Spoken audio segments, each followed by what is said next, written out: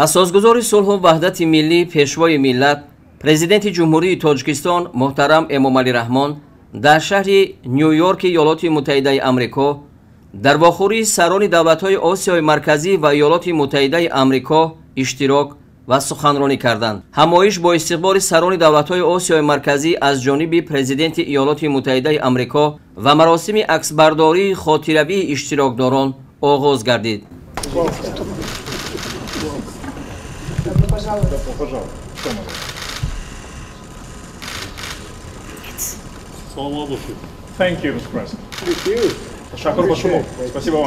کاری همایش را با سخن مقدموی پرزیدنت ایالات متحده آمریکا جوزف بایدن افتتاح کرد. رهبران کشورهای آسیای مرکزی ضمن سخنرانی خود دایر به مسائل مهم روزنامه جلسه و تحکیم من بعده همکاری‌های سودمند دولت‌های همایش یک قطار پیشنهادها نمودند.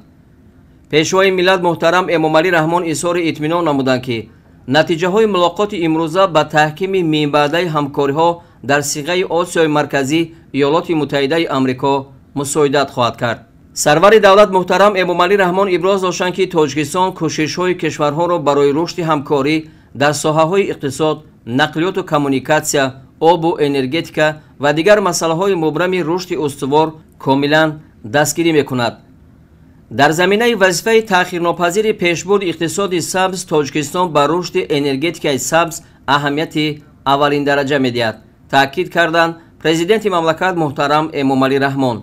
ضمن سخنرانی سرور دولت اومید به استفاده ثمرناک ذخیره‌های گیدر انرژتیکی تاجیکستان، استحصال نیروی سبز، تشبس‌های جهانی تاجیکستان در سمت حل مسائل گلوبالی از قبیل تغییریابی اقلیم و تاثیر آن، آبشوی، پریخ‌ها و دیگر مشکلات جامعه جهانی که بر رشد و پیشرفت کشورها مانع جدی ایجاد می‌کنند، اندیشه‌رانی کردند.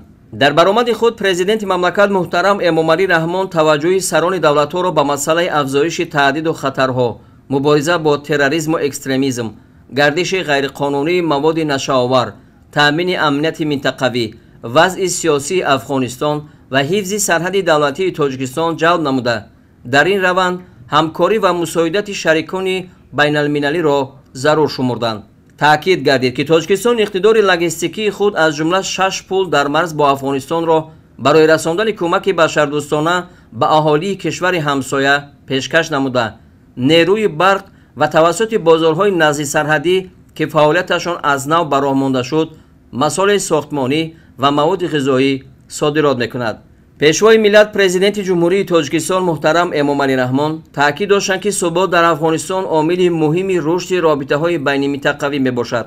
از این رو ما منفعت‌دار هستیم که صلح و ثبات در این کشور هرچه زودتر برقرار شود.